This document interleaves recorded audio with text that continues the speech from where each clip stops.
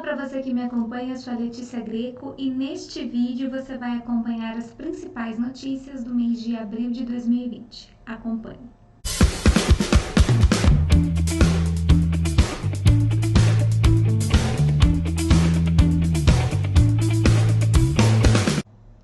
Neste vídeo nós vamos comentar as principais notícias de abril e é claro que não se tem falado outra coisa a não ser coronavírus. No entanto, tem acontecido outras coisas sim, tão importantes quanto e que podem cair num concurso em alguma prova de atualidades. Por isso, a gente tem que ficar atento, porque essas questões podem cair ainda mais em âmbito político, que é o que eu acredito que possa aparecer relacionado ao mês de abril. Coronavírus nós não vamos abordar, não de maneira direta, mas indiretamente sim, porque o coronavírus ele está causando impacto em termos econômicos, em termos políticos, em termos sociais, então não tem como fugir desse assunto. Mas número de casos, número de óbitos, questão de vacina, medicamentos, nós não vamos falar, tem os noticiários todos os dias atualizando isso e eu quero fazer um vídeo com a cronologia do coronavírus. Então, eu deixo para falar de coronavírus nesse vídeo especificamente e neste ficam essas outras questões tão importantes quanto e que podem aparecer no concurso. Então, vamos começar com a questão. Questão do mês. Leia o texto e assinale a alternativa correta. O presidente dos Estados Unidos, Donald Trump, anunciou nesta terça-feira 14 que vai ordenar a suspensão do envio de verbas para a... Ele acusa a organização de lidar de forma inadequada com as... Notícia do G1, 14 de abril de 2020. Qual organização ameaçada por Trump e qual o motivo? A. Organização Mundial do Comércio, OMC, crise comercial decorrente da pandemia de coronavírus. Organização Mundial da Saúde, OMS, pandemia do coronavírus. C. Organização Pan-Americana de Saúde, OPAS, pandemia do coronavírus. D. Organização do Tratado do Atlântico Norte, OTAN, tratativas de cooperação mútua entre os membros. Ou letra E. Organização das Nações Unidas, ONU, tratativas de cooperação mútuas entre os membros. Então, fica aí a questão, vocês tentam fazer e no final do vídeo vem aí a resposta e a explicação. Vamos então agora vou diminuir meu vídeo. Agora eu estou gravando o resumo da semana, resumo virtual, por esse programinha, chama OBS. E assim a imagem tá com uma qualidade melhor e aí fica mais fácil para poder gravar os vídeos sozinha, né? Porque é difícil a gente depender de outras pessoas. Então aí foi uma solução encontrada, esse programinha chama OBS, fica a dica aí para quem quiser gravar vídeos pro YouTube, tá? Bem didático o programa aí, relativamente simples de usar. Bom, vamos aí para as notícias internacional. Vamos falar de Coreia do Norte, do seu ditador presidente Kim Jong-un. Economia, previsões alarmistas para a economia global, novo recorde histórico do dólar, programa emergencial de manutenção do emprego e da renda. Nacional, morre o escritor Rubem Fonseca. Política, sai Luiz Mandetta, entra Nelson Teich, já notícia antiga porque o Nelson Teich já saiu. Justiça, sai Sérgio Moro, entra André Mendonça. PF, suspensa a nomeação de Alexandre Ramagem. Educação, vai entrar o mal-estar com a China. Mais rapidinhas, mais questões. Vamos começar então com a primeira. Bom, internacional. Kim Jong-un está vivo e bem, diz Coreia do Sul. Eu vou passar rapidamente. Eu até tinha... Deixa eu colocar minha imagem aqui.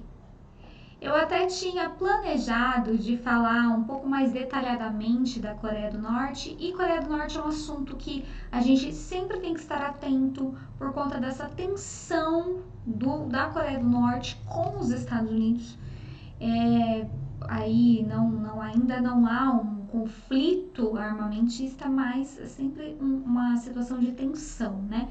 Então a gente tem que prestar atenção na Coreia do Norte, por isso que eu trouxe essa notícia. Mas a questão é que O líder da Coreia do Norte, o Kim Jong-un, que vocês estão vendo aí na imagem, deu um chá de sumiço por alguns dias. Então, começaram a circular notícias de que ele estaria morto. Mas agora em maio, a gente já está gravando esse vídeo, meados de maio, ele já apareceu. Ele levou um chá de sumiço, então teriam falado que ele fez uma cirurgia no coração e em decorrência dessa cirurgia ele estaria muito mal. Mas depois outras fontes disseram que ele na verdade estava numa casa de praia que ele tem numa outra cidade da Coreia do Norte, e estava passando um tempo lá. Mas a questão é que essa dúvida entre se ele estaria vivo se deu por conta de um feriado muito importante da Coreia do Norte que ele não apareceu. E por isso começou a aumentar esses boatos sobre a possível morte do Kim Jong-un. Mas agora a gente está gravando em maio, depois passou um tempinho, ele já apareceu. Então não vou me atentar muito a essa notícia.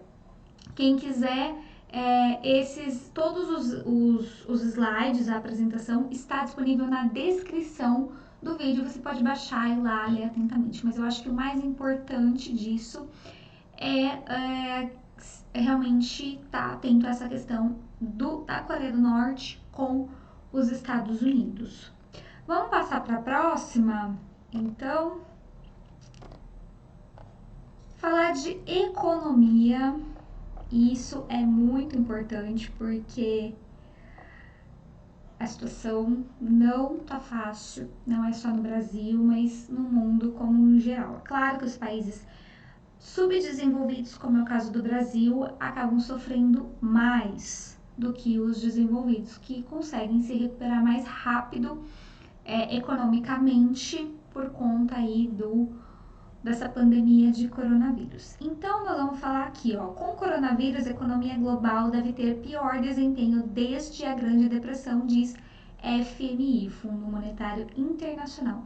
Então, a projeção do FMI para o mundo é de que o mundo retroceda aí 3%. A previsão anterior era de alta de 3,3%. Para o Brasil, a previsão do fundo é ainda pior, menos 5,3%, e a previsão anterior era de alta de 2,2%, tudo isso uma consequência da pandemia do coronavírus. Então, como eu disse, ela vai agravar, vai ter consequências negativas para todo mundo, países desenvolvidos, países subdesenvolvidos.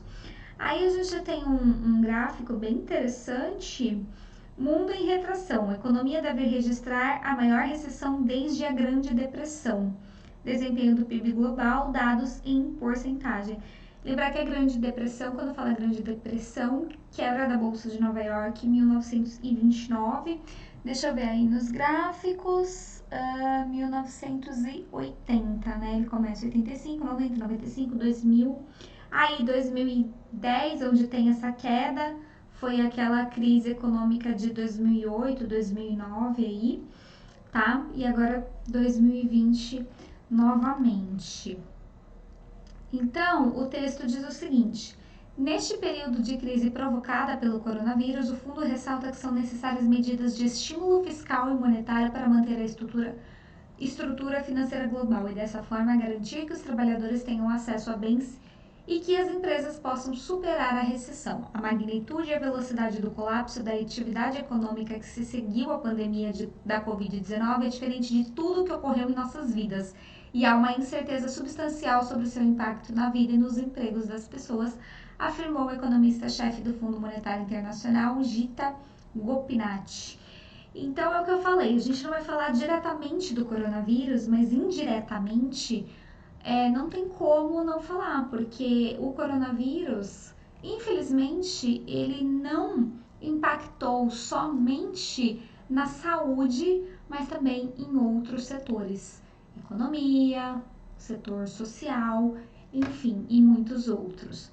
E aí, a gente tem previsões para 2020, então a gente vê aí várias economias em recessão, Espanha, França, e que engraçado que as que estão aí em crescimento são China, que é justamente onde começou o coronavírus, onde começou essa epidemia, e Índia, tá? Mas aí Japão, Brasil, Rússia, todos em recessão, e olhando aí os dados do Brasil, então menos 5,3%, tá?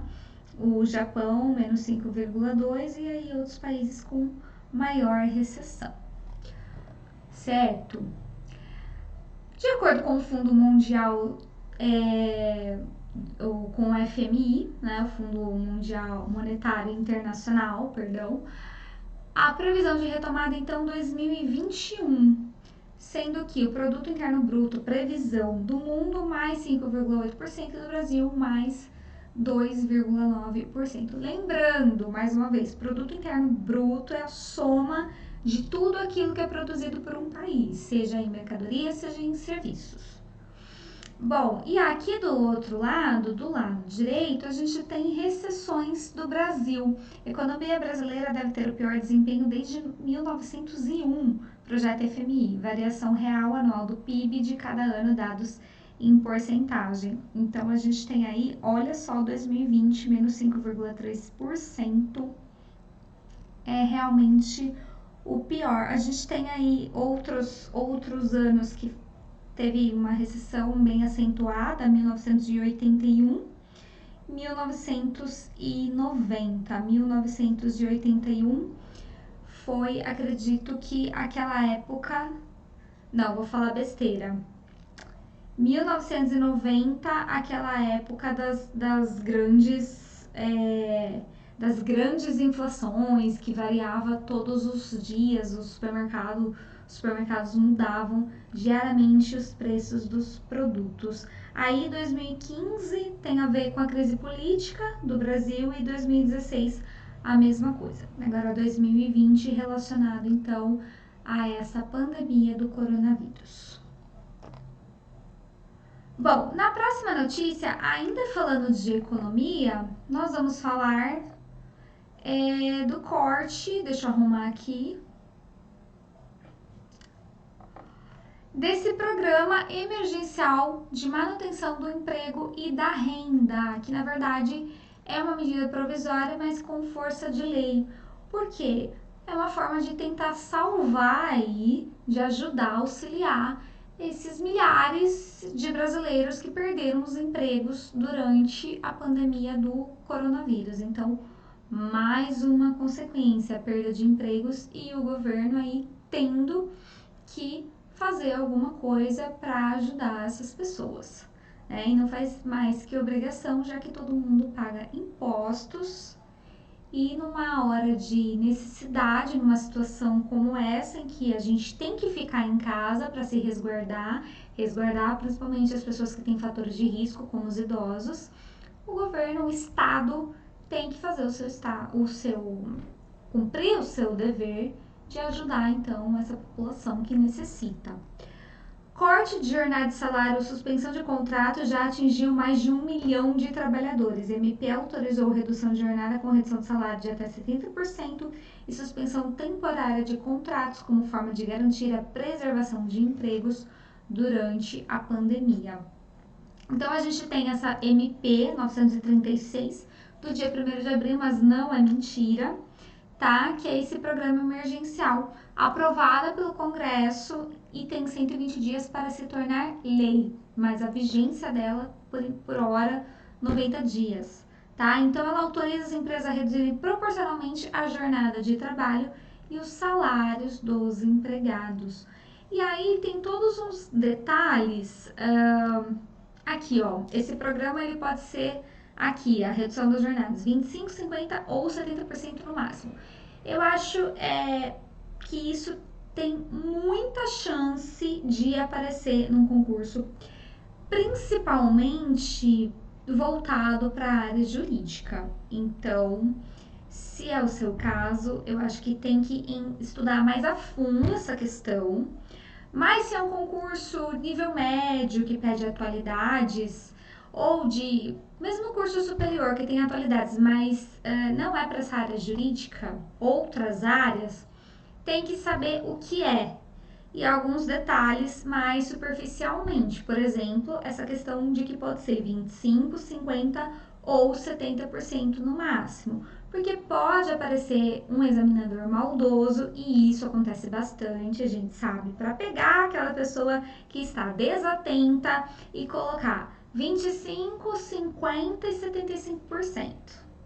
25, 50, 70%. Aí você vai ficar em dúvida. Então, é o tipo de coisa que você tem que saber os principais pontos. E você que está estudando para o concurso da área jurídica tem que saber mais a fundo, tá?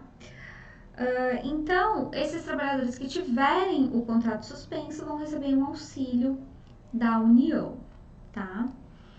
Então, aqui a gente tem nesse slide um resumo dos pagamentos, é muito detalhezinho, então eu não vou falar sobre isso, mas como eu falei, é só baixar essa apresentação na descrição do vídeo e detalhar. E claro, a gente tem do lado aqui direito a fonte, ó, G1, 2 reportagens, uma do 1º de abril e uma do dia 14. É do dia 1º de abril que essa MP foi publicada e a do dia 14 já falando de quantas pessoas estão sem emprego, ou estão sem emprego, ou aqui estão com essa suspensão, redução de salário, tá?